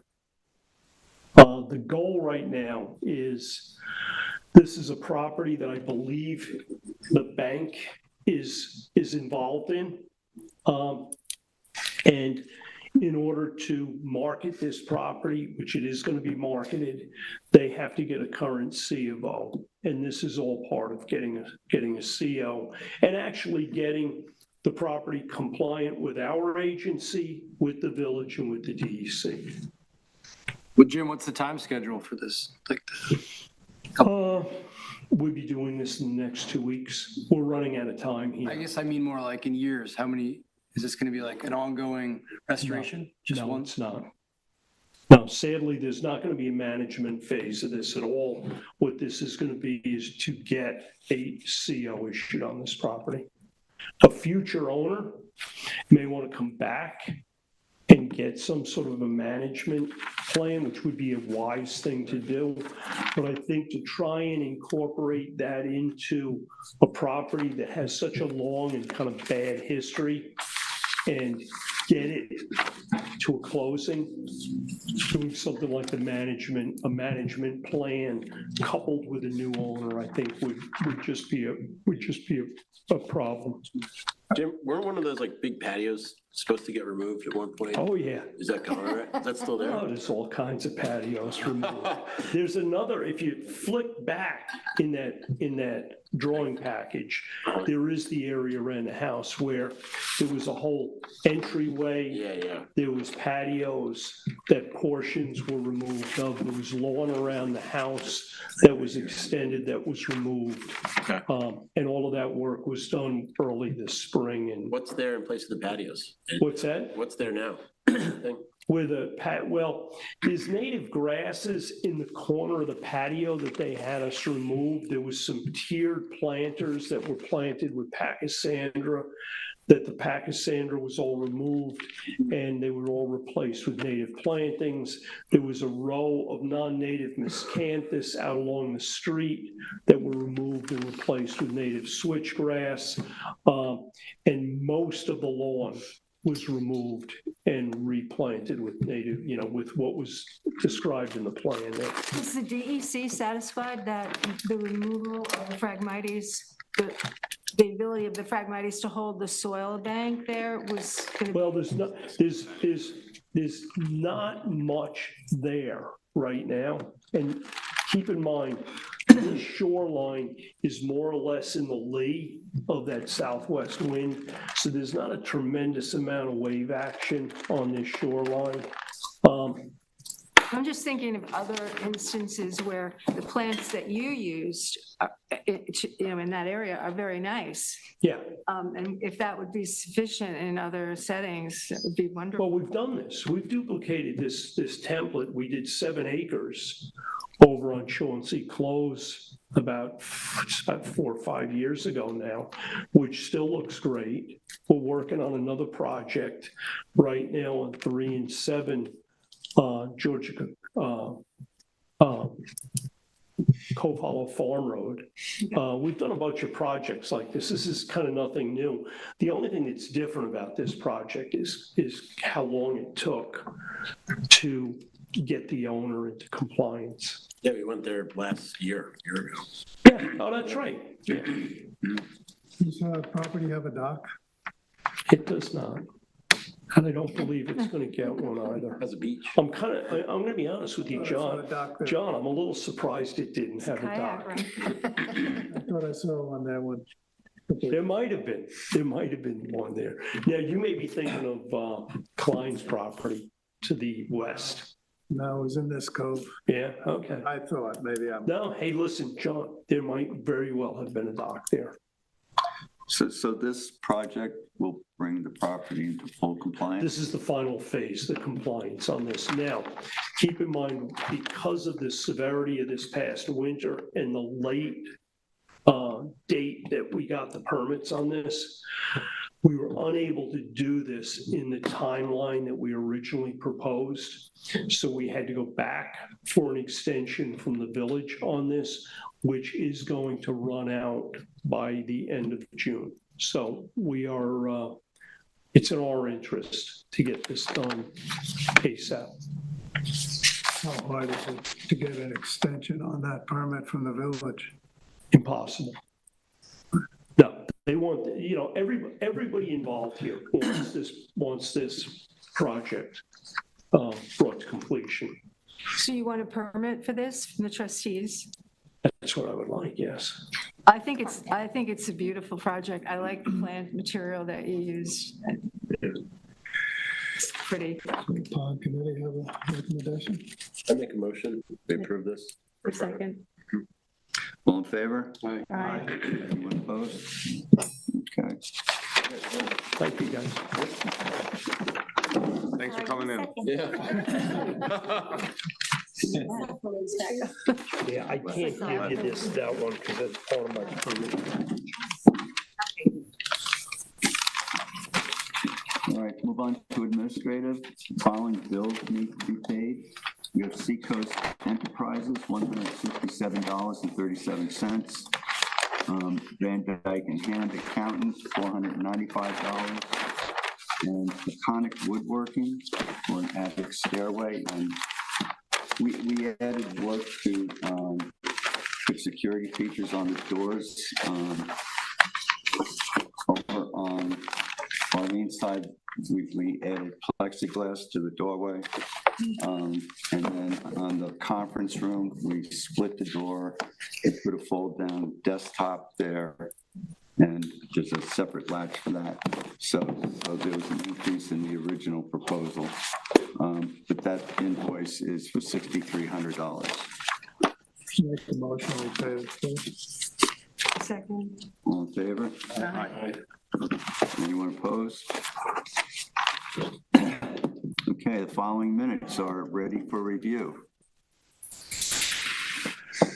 I've looked at all these minutes. I've made a few comments to Arlene, which she's in the process of putting into the minutes.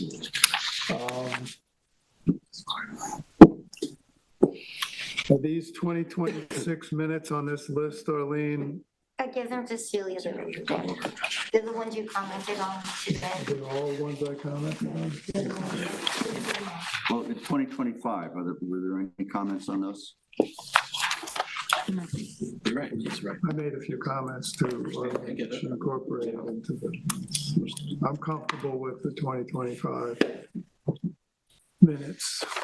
I make a motion, we approve the 2025 minutes. Second. In favor? Aye. Okay. In 2026? I thought I looked at 3 from 2026. 3, didn't I look at 3? Whatever I remember. Oh, you mean in the office or on the email? I emailed it. No, there were 2 emails sent out. One email had 6 attached and one. Why don't you just be comfortable with them? There's 5. That's, Celia said she read them on the email. Yeah, I did. All these How files. many was it?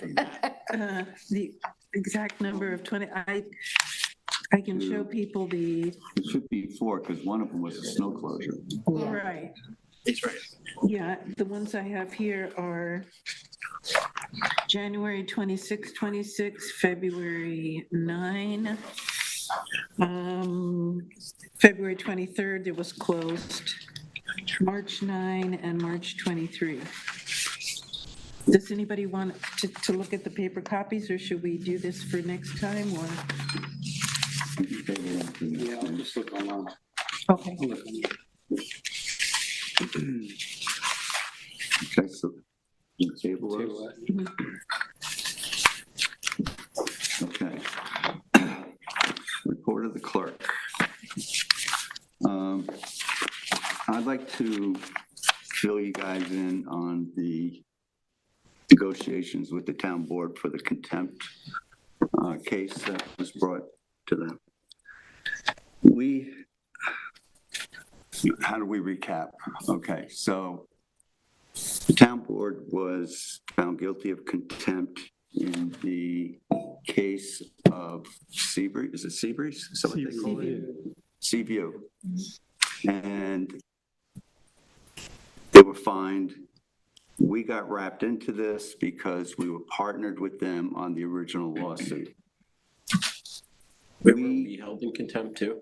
Or Yes. We were held in contempt. We were never called to the courtroom. Yep. We were not called to the stand. We are not, we don't seem to be charged with anything in the transcripts. However, we're responsible for their actions. So because of that, our funds were seized by Catterson. They were leaned. They were leaned. And we were forced to put up a bond for $777,000. The town and the trustees have both appealed this decision. With that comes a 9% per year interest charge on the fines. We feel that we should be indemnified of this because we were not consulted on these actions. We were not participants in these actions. And Jim and I have been having discussions with the town board on this. And honestly, I don't think they've been negotiating in good faith. I think they've just been dragging us along. We're not getting anywhere. If we were to accept their final offer at this point, it's going to cost us our attorney's fees, which are slightly over $400,000 at this point. We also have a maintenance fee on 2 bonds, which are about $20,000 a year. They refuse to cover any of those costs. So I think we should just take our chances with the courts. Well, at this point, But one other thing, I'm sorry, Jim. We have the bond for $777,000. If the town loses their appeal, that money is immediately going to be taken away. The bank is going to make the bondsman whole for the total amount, which will be easily $1 million or more at that point. That will come out of our bank accounts, and then we will have to try to recoup the litigation against the town. At least half of that portion. So either way, this is going to cost us immediately $500,000 for an action that we did not take. I will not ever recommend to this board that we agree to that. I don't know where you guys want to go with it. Do you know if the town is using their liability insurance to, or any? There is no such thing as liability insurance for a criminal act. Okay, if you rob a liquor store and you're driving your car, your liability will not cover you robbing the liquor store. Are they in any way using their insurance? There's no way to use insurance. The insurance will refuse to pay. It's a criminal act. So we would have to continue, we would have to continue on the. We'd have to sue them. Yeah, sue them. Yeah. We don't have that option at this point because we don't have a legitimate there is financial. We don't have a real. We don't have financial damages yet. We don't have real substantial financial damages yet, even though we've got significant attorney's fees. We have the cost of bonding on this. We're paying those amounts, but the principle here doesn't come into play until the point of the appeal that the town has pending gets, if the appeal gets, which is a verdict. If the verdict is upheld, we're not going to hear from the plaintiff's attorneys. We're not going to hear from the town. The plaintiff's attorneys will contact the bonding company, which will release the amount of money. And the agreement on the bond is they will recoup those monies immediately from our accounts. So that's where we sit. How do we factor into the appeal? Is it a separate appeal? Is it part of the town appeal? It's different from the town's appeal. We're appealing that we were not a part of those actions. Yeah. So it's two separate verdicts? And we're a separate body. So they're two separate appeals. We're a separate body, but we're a component of the town. Well, the problem we had is when we were dealing with this lawsuit, we were, what's the term for it, Chris? We were Instead of having two separate trials, they put us together. Co-defendants? Co-defendants, whatever you want to call it. So that's how we got looped in. We didn't think, at the time, our counsel didn't think we were really on the hook for anything here because they didn't call the trustees as witnesses. It appeared that they recognized the guilty parties and they were pursuing the guilty parties. But because of the arrangement we have with them, it's like, okay, we pulled up, they robbed the liquor store, but we were sitting in the back seat. I see what they did. Yeah. Yeah. So the reason for this is because the town is considered a municipality and we are not as the trustees. And the town as a municipality was exempt from covering that number full amount pending the results of the appeal. So that's sort of the big kicker. That's why we're on the hook and the town isn't, because we're not considered a municipality in the eyes of the court. The town of East Hampton is, so they're not required to put up the money pending the results of the appeal that we're talking about. So we're the one that got left out, hung out to dry on this. And it's pretty clear the plaintiff's attorneys knew this. And that's why they probably stayed so quiet as to us in that hearing that they're talking about. I have a number of thoughts about this, but I will share them privately. Well, what are we being asked? Well, I don't think we need to spend any more time negotiating with the town board.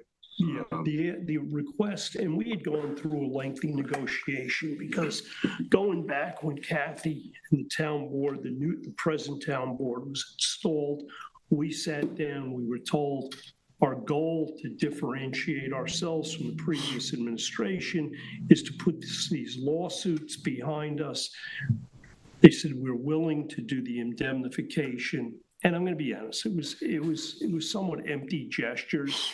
This has been strung along for roughly 2 years. We started, the first negotiation was in November of '24.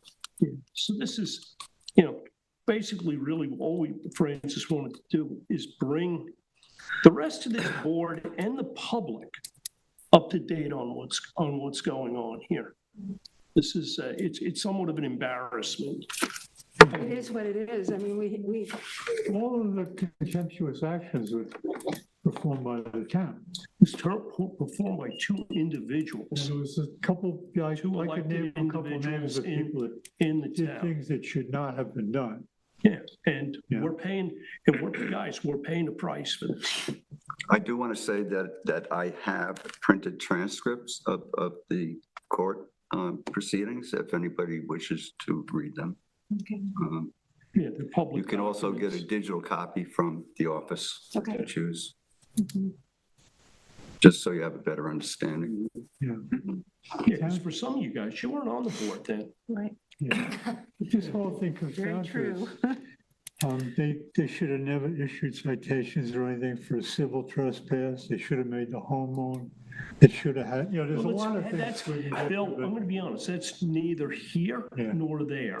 But the whole thing is, Courts found the actions of the two individuals that are on the town board, one of them is still on the town board, that they were guilty of contempt. Francis and I sat through the first day of the trial, and the evidence against them was pretty compelling. So what's the timeline on the appeal decision? We don't know. You don't know? This could sit and fester for another 2-3 years for all we know, Oh, gosh. at 9% per year. we have taken all the actions we need to take to bring suit against the town. We can't bring suit against the town at this point. But we've filed a notice. We filed a notice of claim, and you know what's going to happen here is this is going to, like so many things, is sit dormant until such time as the courts move. And when the courts move, that's going to be the time where we're going to have to pursue this. But this is the sad thing. The comments, the talk that we're going to try and settle these lawsuits, I'm sorry to say, have been empty gestures all the way around because so far the town board has not settled or gotten close to settling any of those suits. So we're going to have to ride this thing out. To me, the real unfortunate part of this is some other board's probably going to end up with this in their lap.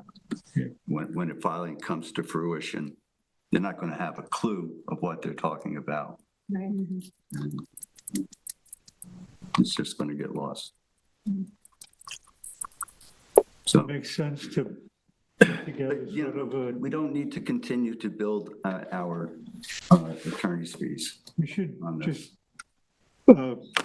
record it someplace and leave it. Well, no, we have. I like the actions that we've taken, the motions being filed, the back and forth negotiations. It's got to be ready filed is all for on somebody record. to take in 2 or But 3 years. To continue the negotiations with this board, with this town board, personally, I think it's been a waste of time. Yeah. Do we know how any of the, let's call them supervisory candidates feel about this? Let's just not go there. This is, we tried to keep this between us and them. And at this point, personally, I'm done. So this is just to inform the board that And the public. we're stopping. Yeah. That's my recommendation. The board can decide otherwise. Yeah. But So you just At consider, some point, the court makes a decision, And who knows, maybe the town's appeal and our appeal will prevail. I'd be incredibly surprised if that happens, because it didn't seem a very good candidate for an appeal. But you do that, go through that motion as a knee-jerk thing. So if, let's say, the determination comes out and supports the plaintiff's original allegations, well, at that point, we really will be facing real and significant damages. And we will have to pursue this along every avenue, whether that's on the town level, on the individual perpetrator level, because this is real and demonstrable damage to this board, but more to the public. I mean, because that's where the funds are coming from to pay this. These are public funds being paid to cover the irresponsible actions by two individuals. Just to illustrate this for you, this board has approximately $2 million.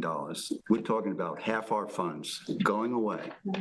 Right now, we can't access them because they're backing the bond.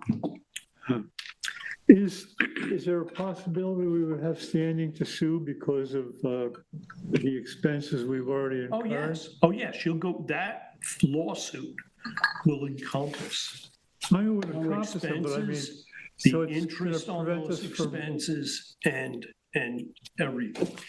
But this would prevent us from filing now? There's nothing, here's the difficulty, Bill. There's not real tangible damage at this point. We're into, it's gotta be $50,000. But it's No, growing. but you know what it is? You have an appeal in place. Okay. So It's somewhat speculative. When it becomes a reality, well, then this board or a future board is going to be faced with the prospect of having to pursue this. My personal thoughts were, if the individuals can be pursued now personally, I would want to do that. But we can't. Because The litigation attorney is advising us that the actual damages portion of this have not vested yet because it's in appeal. So what they're saying is there's no real, although it's cost us and we have expenses, real expenses, we don't have real legitimate damages as of yet. Expenses don't count as damages? Well, they will when you go to recoup. Yeah, I mean, if, you spent $10 and the whole pool is $100 and you win a case on $10, you're only getting $10 back, and you're gonna lose the 100 unless you file another case down the Well, it line. depends on how the It's true, we're not gonna make money on this. But what if this goes on for 3, 4, 5 years and the trustees, we don't have any funds anymore? Do you think they've damaged our reputation in this document and, in the documents that you have there? And, that's something that we may want to pursue. I'm not sure how that works. I don't know, but it's. So the final offer was they would cover, if the appeal were to fail, they will cover those 80%. Right, 80%. We would kick in 20%. They do not want to cover any of our legal fees. They do not want to cover the maintenance of the bonds. Just for kicks, we sent our attorney back and asked them to cover the maintenance of the bonds. Who's covering their legal fees? It's been crickets. You are. Crickets. I am. They won't even respond to $20,000 per year maintenance on the bonds. 80% of what? What we had tentatively negotiated was the town would be responsible for 80% of the Any potential damages? No, because what happened is there was two phases to this. When there was the determination on the contempt, the court fined the town was $239,000. Okay, and there were penalties that accrued on top of that. And then there was the legal fees. That's the big chunk here, is the plaintiff's legal fees. Okay, so we sat down, we came to an agreement where the town, to me, we didn't commit contempt. That was done by a councilman, it was done by our town supervisor. At the time. At the time, okay. The fines for that contempt, I didn't feel the trustees should be liable for, nor the accrued penalties on that. So we were gonna pay 20% of the legal fees, and we had agreed at a meeting with our town supervisor, where we tentatively had an agreement, well, okay, we'll pay 80%, you pay 20%, and capping our liability as an incentive for the town board to settle this. Let's move on, settle this, where our liability, the trustee liability, would be capped at $150,000. It was $30,000 more than what the 20% was. We thought it was a fair and equitable deal then. Didn't make Francis or I or Chris happy because, hey, we're still eating $400,000 in legal fees. I don't know what the town has spent on this. Okay, but you know what? Like so many of those agreements, it went nowhere. Okay, it's basically disappeared into that black hole of the multiple lawsuits that our town board's been involved in the last two administrations. And it's sad. This one is really sad because the money that we have on the line here is money that we would use for projects. Yes, exactly. And it would help the environment, it would help the community. I don't know where they're getting their money from, but I imagine it's from taxpayers. Well, no, we pierced that 2% cap again this year. I think we're getting off. Yeah, come on. So. I would like to add, in addition to that, Patrice, if you're looking down the line, in the event we're forced into a corner, in the event our funds are seized and we're required, no other choice but to go after the town, that's going to put such an additional freeze on our relations between us and the town when it comes to these future projects and the cooperation that you're talking about. So it's not going to be a good look for anybody on the front page of the papers when it's trustees versus the town board to get to recoup these funds when we're trying to work together on all these types of projects. So there's some real implications here, not just this year, but the next 5 to 10 years. I'm gonna go count some horseshoe crabs. Do you want us to vote on this? There's nothing to vote on. This was more informational. I mean, if you guys want to, fire back and say to continue with negotiating, that's No, I up to the completely board. You guys have done everything. But we've been doing this for I mean, it's, over a year. it's not like you haven't covered all the bases. I mean, the Tried. facts aren't going to change. They're Sure, we haven't covered all the bases. Anyone want to make a motion? Motion to approve the termination of the negotiations. That's not for a motion. Motion to close meeting. What a motion to close the meeting. Who made the motion? Thanks. Have a good night, board. Thank you, Matt.